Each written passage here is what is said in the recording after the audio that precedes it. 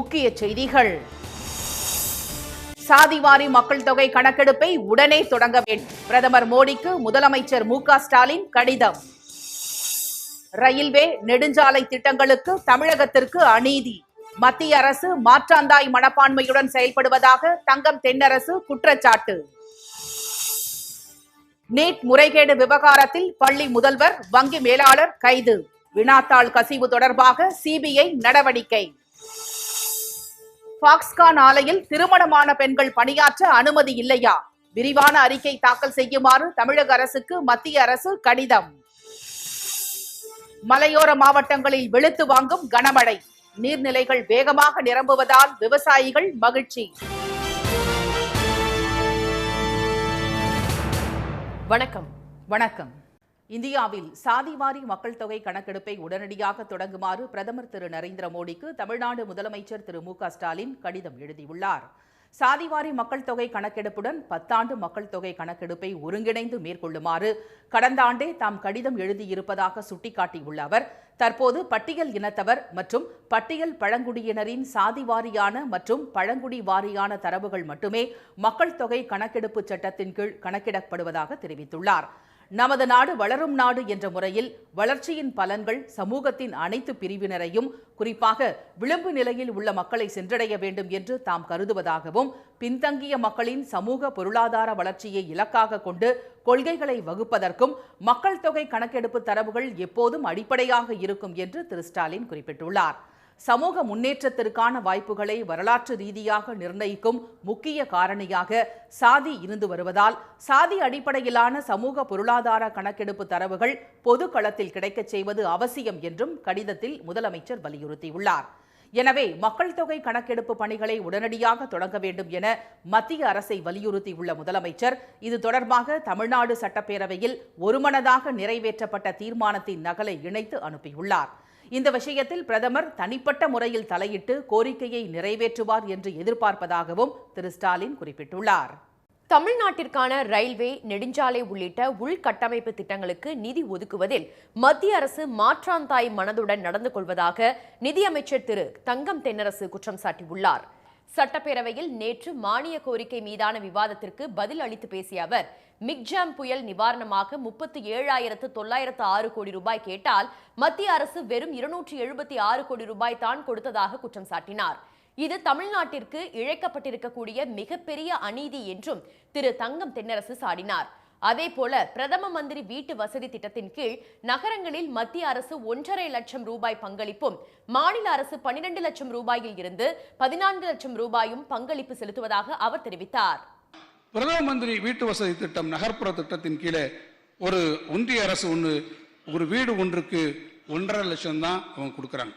ஆனால் தமிழ்நாடு அரசு ஒரு வீட்டுக்கு 12 முதல் 14 லட்சம் ரூபாயை நமக்கு பங்களிப்பாக அது வழங்குகிறது.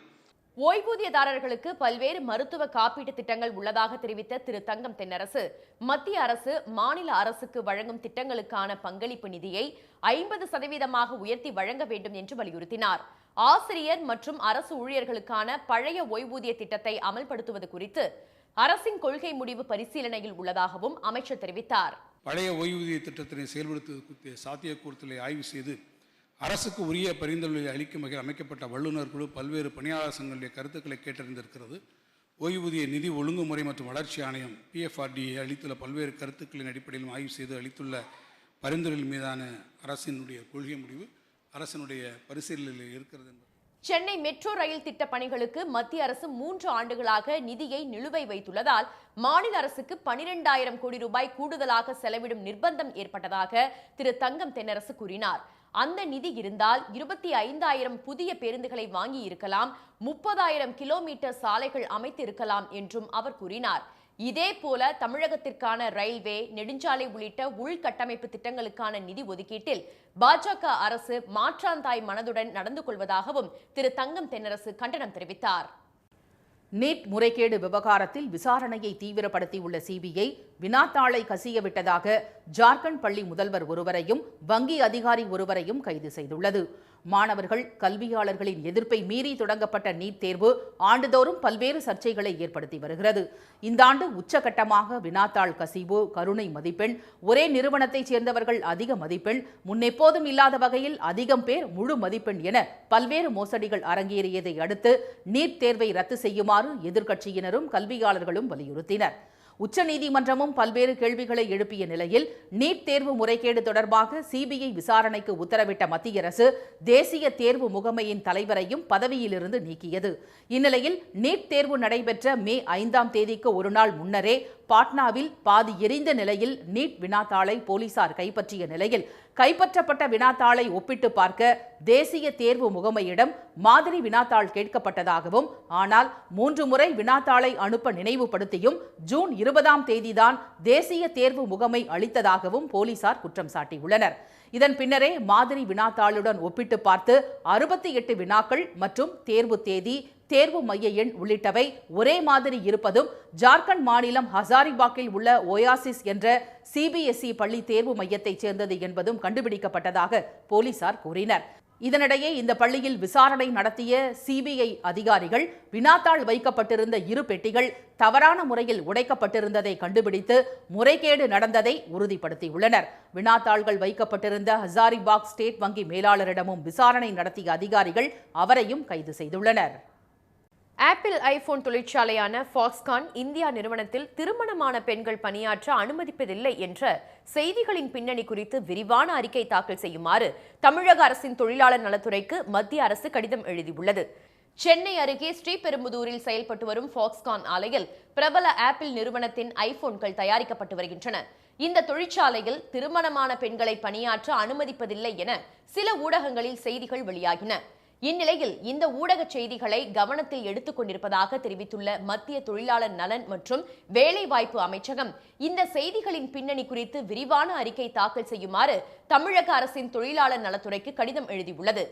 ஆண் மற்றும் பெண் தொழிலாளர்களை பணிக்கு அமர்த்தும் போது பாகுபாடு காட்டக்கூடாது என 1976ஆம் ஆண்டின் சம வேலைக்கு சம ஊதியம் சட்டத்தின் பிரிவு 5 தெளிவாக தெரிவிப்பதாக சுட்டிக்காட்டியுள்ள மத்திய அரசு இந்த சட்டத்தின் அம்சங்களை அமல்படுத்துதல் மற்றும் நிர்வகித்தலுக்கு உரிய அதிகாரம் கொண்டது மாநில அரசு என்பதால் அதனிடமிருந்து அறிக்கை கோரப்பட்டுள்ளதாக தெரிவித்துள்ளது. அதே சமயம் உண்மை நிலை அறிக்கையை மத்திய தொழிலாளர் நலன் மற்றும் வேலைவாய்ப்பு அமைச்சகத்திற்கு அளிக்குமாறு பிராந்திய தலைமை தொழிலாளர் நல ஆணையர் அலுவலகமும் பணிக்கப்பட்டுள்ளது. இதனிடையே திருமணமான பெண்களுக்கு குழந்தைகள் வளர்ப்பு உள்பட குடும்ப பொறுப்புகள் அதிகம் இருக்கும் என்ற காரணத்தால் பணியில் சுணக்கம் ஏற்படும் என கருதி வேலைக்கு அமர்த்துவதில்லை என ஃபாக்ஸ்கான் நிறுவனத்தின் முன்னாள் மனிதவள அதிகாரி ஒருவர் கூறியிருப்பது அதிர்ச்சியை ஏற்படுத்தியுள்ளது. மேற்கு தொடர்ச்சி மலை மற்றும் அதனை ஒட்டிய மாவட்டங்களில் பெய்து வரும் கனமழையால் அணைகள் வேகமாக நிரம்பி வரும் நிலையில் கரையோர மக்களுக்கு வெள்ள அபாய எச்சரிக்கை விடப்பட்டுள்ளது. கன்னியாகுமரி மாவட்டத்தில் இடைவிடாமல் பெய்து வரும் மழை காரணமாக அணைகளுக்கு நீர்வரத்து அதிகரித்து 59 அடி உயர பேச்சுப்பாறை அணையிலிருந்து வினாடிக்கு 350 கன அடியும், பெருஞ்சாணியிலிருந்து வினாடிக்கு 150 கன அடி உபரி நீரும் திறக்கப்பட்டுள்ளது. இதையடுத்து தாமிரபரணி கரையோர மக்களுக்கு வெள்ள அபாய எச்சரிக்கை விடப்பட்டுள்ளது. கன்னியாகுமரியில் உள்ள சன்செட் பாயிண்ட், கடற்கரை சாலை, கோவள மீனவ கிராம பகுதிகளில் கடல் அலைகள் பல அடி உயரத்திற்கு எழும்பி சீற்றத்துடன் காணப்பட்டது. தென்காசி மாவட்டத்தில் தென்காசி, குற்றாலம், செங்கோட்டை மற்றும் அதன் சுற்றுவட்டார பகுதிகளில் 2 நாட்களாக பரவலாக மழை பெய்து வருகிறது.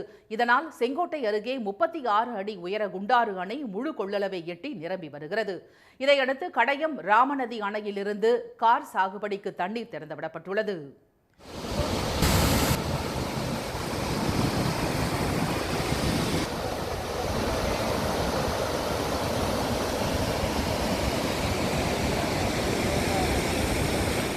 கோவை மாவட்டத்தில் பெய்து வரும் மழையால் சிறுவாணி அணையின் நீர்மட்டம் 12 அடியை நெருங்கியுள்ளது. மேற்கு தொடர்ச்சி மலைகளில் பெய்து வரும் மழை காரணமாக 100 அடி உயரமுள்ள மேட்டுப்பாளையம் பில்லூர் அணை நிரம்பியதை அடுத்து பவானி ஆற்றில் தற்போது வினாடிக்கு 14,000 கன அடி தண்ணீர் திறந்துவிடப்பட்டுள்ளதால் கரையோர பகுதி மக்கள் பாதுகாப்பாக இருக்கும்படி எச்சரிக்கப்பட்டுள்ளனர். பவானிசாகர் அணைக்கு வரும் நீரின் அளவும் வினாடிக்கு 8,972 கன அடியாக அதிகரித்துள்ளது. இதனிடையே மேற்கு திசை காற்றின் வேக மாறுபாடு காரணமாக நீலகிரி மற்றும் கோவை மாவட்ட மலைப்பகுதிகளில் இன்று கனமழைக்கு வாய்ப்புள்ளதாக வானிலை மையம் தெரிவித்துள்ளது. சென்னையை பொறுத்தவரை இடியுடன் கூடிய மிதமான மழை பெய்யும் எனவும் கூறப்பட்டுள்ளது. இம்மாதம் 1ஆம் தேதியிலிருந்து 26ஆம் தேதி வரையிலான காலத்தில் 10 சென்டிமீட்டர் மழை பதிவாகியுள்ளது. இது இயல்பை விட 128% அதிகம் என சென்னை வானிலை மையம் தெரிவித்துள்ளது. அதேபோல கடந்த 20 ஆண்டுகளில் இல்லாத அளவில் சென்னையில் அதிக மழை ஜூன் மாதத்தில் பெய்துள்ளதாக தெரிவிக்கப்பட்டுள்ளது. நுங்கம்பாக்கத்தில் சராசரியாக 6 சென்டிமீட்டர் மழை பொழியும் நிலையில் இந்த ஆண்டு 22 சென்டிமீட்டரும், மீனம்பாக்கத்தில் மாத சராசரியான 7 சென்டிமீட்டருக்கு பதிலாக 27 சென்டிமீட்டரும் இதுவரை பதிவாகியுள்ளது. கனமழை எச்சரிக்கை காரணமாக நீலகிரி மாவட்டம் கூடலூர், பந்தலூர் தாலுகாக்களில் உள்ள பள்ளிகளுக்கு இன்றும் விடுமுறை விடப்பட்டுள்ளது.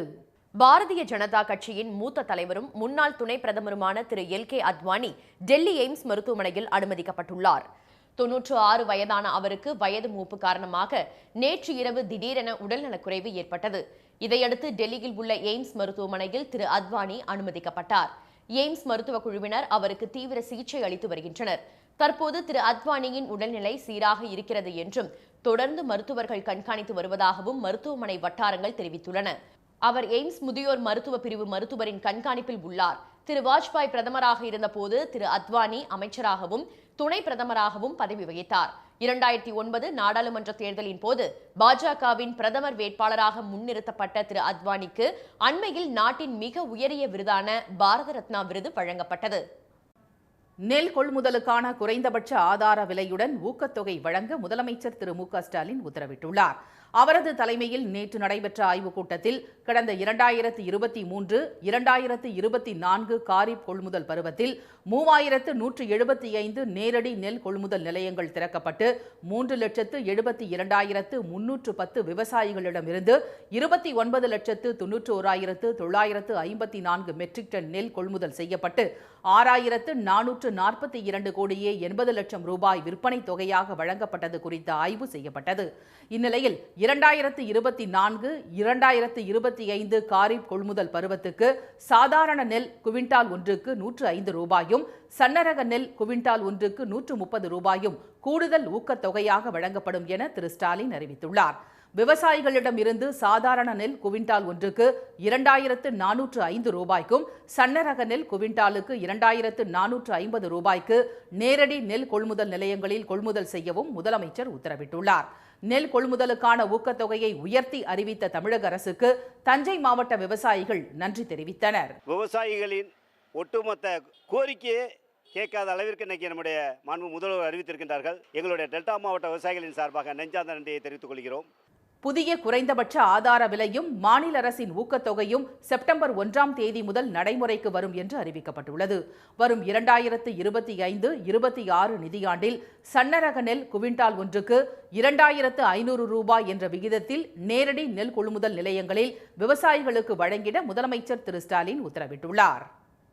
தமிழ்நாட்டில் நீர் சாகச விளையாட்டுகளை ஊக்குவிக்கும் பணிகளுக்கு 100 கோடி ரூபாய் செலவிடப்படும் என சட்டப்பேரவையில் தெரிவிக்கப்பட்டது. தமிழ்நாடு சட்டப்பேரவையில் நேற்று சுற்றுலாத்துறை மானிய கோரிக்கை மீது உரையாற்றிய அமைச்சர் திரு ராமச்சந்திரன் சுற்றுலாத்துறை சார்ந்த 12 புதிய அறிவிப்புகளை வெளியிட்டார். அதில் அரியலூர் மாவட்டம் ஏலாக்குறிச்சி அடைக்கல மாதா தேவாலய பகுதி, சிவகங்கை மாவட்டம் பிரான்மலை பகுதி, திருநெல்வேலி மாவட்டம் விஜயாபதி மற்றும் தெற்கு கள்ளிக்குளம் தேவாலய பகுதி மற்றும் தூத்துக்குடி மாவட்டம் கழுகுமலை ஆகிய வழிபாட்டு சுற்றுலா தலங்களில் 8 கோடியே 10 லட்சம் ரூபாய் மதிப்பீட்டில் அடிப்படை வசதிகள் மேற்கொள்ளப்படும் என தெரிவித்தார். கடற்கரை மாவட்டங்களான ராமநாதபுரத்தில் உள்ள தொண்டி கடற்கரை, கன்னியாகுமரியில் சங்குத்துறை, சொத்தவிளை கடற்பகுதி, சூரிய காட்சிமுனை மற்றும் தூத்துக்குடி மாவட்டம் காயல்பட்டினம் கடற்கரை பகுதிகளில் 6 கோடியே 50 லட்சம் ரூபாய் முதலீட்டில் வளர்ச்சிப் பணிகள் மேற்கொள்ளப்படும் என்றும் கூறிய அவர், தமிழ்நாட்டில் நீர் சாகச விளையாட்டுகளை ஊக்குவிக்கும் பணிகளுக்கு 100 கோடி ரூபாய் செலவிடப்படும் என்றும், தமிழ்நாடு சுற்றுலா பயணச்சந்தை 1 கோடி ரூபாய் செலவில் சென்னையில் நடத்தப்படும் என்றும் தெரிவித்தார். கோவை அருகே வெள்ளலூரில் அமைக்கப்பட்டு வரும் பட்டாம்பூச்சி பூங்கா பொதுமக்களை பெரிதும் ஈர்த்துள்ளது. தனது மெல்லிய இதழ்களால் சிறகடித்து பார்ப்போர் மனங்களை மயக்க வைக்கும் அழகு கொண்டவை பட்டாம்பூச்சிகள். பட்டாம்பூச்சிகளுக்கென்றே ஒரு பிரம்மாண்ட சோலைவனம் ஒன்று கோவை வெள்ளலூரில் உருவாக்கப்பட்டு வருகிறது. பட்டாம்பூச்சிகளை ஈர்க்கும் விதமாகவும் பட்டாம்பூச்சிகளை காண வரும் பார்வையாளர்களை கவரும் விதமாகவும் அழகு நந்தவனமாக திகழ்கிறது இந்த பூங்கா. அழகுக்கு மட்டுமன்றி பட்டாம்பூச்சிகளின் வகைகள், அவைகள் பற்றிய ஓர் ஆவணமாகவும் திகழ உள்ளது இந்த பூங்கா. பட்டாம்பூச்சி பற்றி ஒரு அறிமுகம் செய்கிற மாதிரி ஒரு இன்ஃபர்மேஷன் சென்டர் இருக்குது. பட்டாம்பூச்சி உணவுக்கான தாவரங்கள் மற்றும் பட்டாம்பூச்சியோட புழுக்கள் வளர்றதுக்கான தாவரங்கள் இருக்குது. அந்த மாதிரி பல வகையான கிட்டத்தட்ட ஒரு 70க்கும் மேற்பட்ட தாவர வகைகள், பூச்செடிகள் இங்கே வச்சுருக்கோம். குழந்தைகளுக்கான ஒரு தகவல் மையம், பல உயிரினங்கள் பற்றி, குறிப்பாக பட்டாம்பூச்சி பற்றி இங்கே தெரிஞ்சுக்கிற விதமாக நிறையா சிற்பங்கள் இங்கே வர இருக்குது. முழுக்க முழுக்க இலவசமாக மக்களோட அறிவை வளர்த்திக்கிறதுக்கும் இயற்கையோ சூழலை பற்றி கற்றுக்கிறதுக்கான ஒரு மையமாக இந்த இடம் இருக்கும். பட்டாம்பூச்சி வாழ்வியலுக்கு உகந்த சூழல் இங்குள்ளதால் பூங்கா திறப்பதற்கு முன்பே பட்டாம்பூச்சிகளின் படையெடுப்பு தொடங்கிவிட்டன. பூங்காவின் கட்டுமான பணிகள் இறுதி கட்டத்தை எட்டியுள்ள நிலையில் விரைவில் திறப்பு விழா நடைபெறவுள்ளது. நுழைவு கட்டணம் எதுவும் வசூலிக்காமல் இலவசமாக பட்டாம்பூச்சி பூங்காவை பார்வையிட அனுமதிக்க திட்டம் உள்ளதாக கூறப்படுகிறது. இத்தகைய பூங்காக்களை தமிழ்நாட்டில் பல்வேறு நகரங்களிலும் உருவாக்க வேண்டும் என்பது பார்வையாளர்களின் கோரிக்கையாக உள்ளது. இயற்கையோட சூழ்நிலை சமமாக இருக்கும்பொழுது தான் பட்டாம்பூச்சிகள் இருக்கும். ஸோ இந்த மாதிரி பூங்கா அமைக்கும் பொழுது அதுவும் இந்த குளங்களை ஒட்டி அந்த ஏரியா நீட்டாக இருக்கிறது மட்டும் இல்லாமல் அந்த ஏரியா செழுமையாக இருக்கும். ஸோ இதன் மூலமாக இதே மாதிரி ஒவ்வொரு ஊருக்கும் குளங்களுக்கு ஒட்டி இந்த மாதிரி பட்டாம்பூச்சி பூங்கா அமைச்சாங்கன்னா ரொம்ப நல்லா இருக்கும். தமிழ்நாட்டில் உள்ள பட்டாம்பூச்சிகளில் 31% பட்டாம்பூச்சிகள், 103 வகையான பட்டாம்பூச்சிகள் இங்கு ஆவணப்படுத்தப்பட உள்ளன. தனியார் பங்களிப்புடன் உருவாக்கப்பட்டு வரும் பட்டாம்பூச்சி பூங்கா 70க்கும் மேற்பட்ட வகையான பூச்செடிகள், 270 மரக்கன்றுகள் நடப்பட்டு அழகின் கூடாரமாக காட்சியளிக்கிறது. மீண்டும் முக்கிய செய்திகள். இந்தியாவில் சாதிவாரி மக்கள் தொகை கணக்கெடுப்பை உடனடியாக தொடங்குமாறு பிரதமர் நரேந்திர மோடிக்கு முதலமைச்சர் மு.க.ஸ்டாலின் கடிதம் எழுதியுள்ளார். தமிழ்நாட்டிற்கான ரயில்வே, நெடுஞ்சாலை உள்ளிட்ட உள்கட்டமைப்பு திட்டங்களுக்கு நிதி ஒதுக்குவதில் மத்திய அரசு மாற்றாந்தாய் மனதுடன் நடந்து கொள்வதாக அமைச்சர் தங்கம் தென்னரசு குற்றம் சாட்டியுள்ளார். நீட் முறைகேடு விவகாரத்தில் விசாரணையை தீவிரப்படுத்தியுள்ள சிபிஐ வினாத்தாளை கசியவிட்டதாக ஜார்க்கண்ட் பள்ளி முதல்வர் ஒருவரையும் வங்கி மேலாளரையும் கைது செய்துள்ளது. இத்துடன் இந்த செய்திகள் நிறைவடைகின்றன. மீண்டும் சன் டிவியில் செய்திகள் மாலை 6 மணிக்கு. செய்திகளை உடனுக்குடன் தெரிந்து கொள்ள சன் நியூஸ் தொலைக்காட்சியை பாருங்கள். வணக்கம். வணக்கம்.